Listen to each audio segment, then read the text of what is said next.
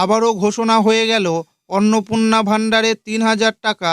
যারা যারা টাকা পায়নি তারা কবে পাবে জানিয়ে দিলেন রাজ্যের নতুন মুখ্যমন্ত্রী শুভেন্দু অধিকারী। যদি আপনি অন্নপূর্ণা ভাণ্ডার প্রকল্পে ফর্ম ফিল আপ করেছেন এবং অন্নপূর্ণা ভাণ্ডার প্রকল্পের ফর্ম ফিল আপ যদি আপনার ভুল হয়ে থাকে তাহলেও ব্যাঙ্ক অ্যাকাউন্টে ঢুকবে অন্নপূর্ণা ভাণ্ডার প্রকল্পের ৩,০০০ টাকা। এই মুহূর্তে বড় আপডেট এলো মুখ্যমন্ত্রীর তরফে। আপনি যদি অনলাইন বা অফলাইনে আবেদন করে থাকেন, যদি আপনার ভুল হয়ে যায় তাও কিন্তু আপনি ব্যাঙ্ক অ্যাকাউন্টে টাকা পাবেন। এই নিয়ে কিন্তু এই মুহূর্তে বিরাট বড় গুরুত্বপূর্ণ আপডেট রয়েছে এবং যারা অনলাইন বা অফলাইনে আবেদন করেছেন এখনও পর্যন্ত টাকা পাননি প্রথম কিস্তি এবং দ্বিতীয় কিস্তিতে, তাদেরকে কবে নাগাদ টাকা দেওয়া হবে সমস্ত কিছু জানাবো আজকের এই ভিডিওটিতে এবং আপনাদেরকে প্রমাণ সমেত দেখাবো।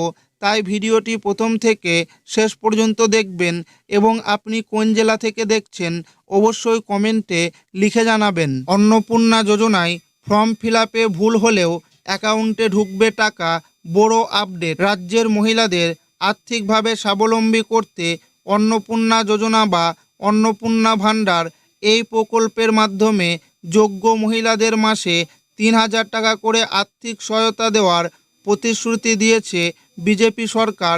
তবে প্রশ্ন উঠছে, প্রকল্পের ১২ পাতার দীর্ঘ ফর্ম নিয়ে অনেকেই তাড়াহুড়োতে অন্নপূর্ণা যোজনার ফর্ম ফিল আপ করতে গিয়ে ভুল করে বসেছেন। সেই ভুল কি শুধরে নেওয়া সম্ভব? অন্নপূর্ণার ফর্মে ভুল হলে কি করণীয়? অনলাইন ও অফলাইন উভয় মাধ্যমে আবেদন করার সুবিধা দেওয়া হয়েছে আবেদনকারীদের জন্য। সূত্র মারফত জানা গিয়েছে, অফলাইনে ভুল হলে সেটি কেটে আপলোড করার সুযোগ থাকলেও অনলাইনের ক্ষেত্রে ভুল ঠিক করার কোনো সুযোগ নেই। ভেরিফিকেশনের সময় সঠিক নির্ভুল তথ্যই দিতে হবে আবেদনকারীকে। ফর্ম ফিল আপের সময় কেউ তাড়াহুড়োয় ভুল তথ্য দিলে, বিশেষ করে আয়ের ক্ষেত্রে ভুল তথ্য দিলে আবেদন তাৎক্ষণিকভাবে বাতিল হয়ে যাওয়ার সম্ভাবনা রয়েছে।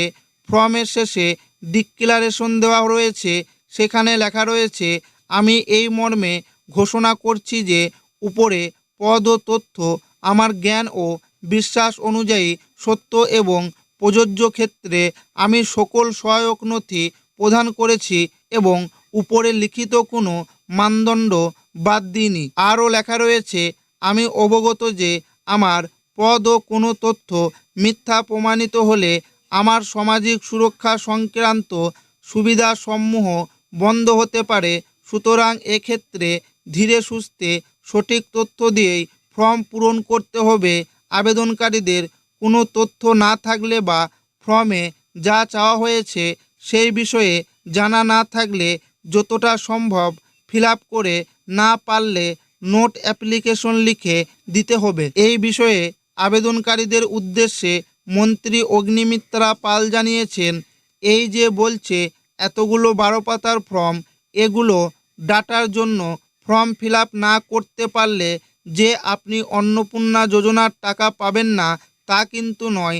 আগামী দিনে আমরা এরকম আরও প্রকল্প নিয়ে আসছি, সেই জন্য এই ডাটা আমাদের দরকার। আবেদনকারীদের উদ্দেশ্যে তিনি আরও বলেন, যতটা সম্ভব ফিল আপ করুন, না পারলে লিখে দিন নোট অ্যাপ্লিকেবল, বাকিটা আমরা দেখে নেব।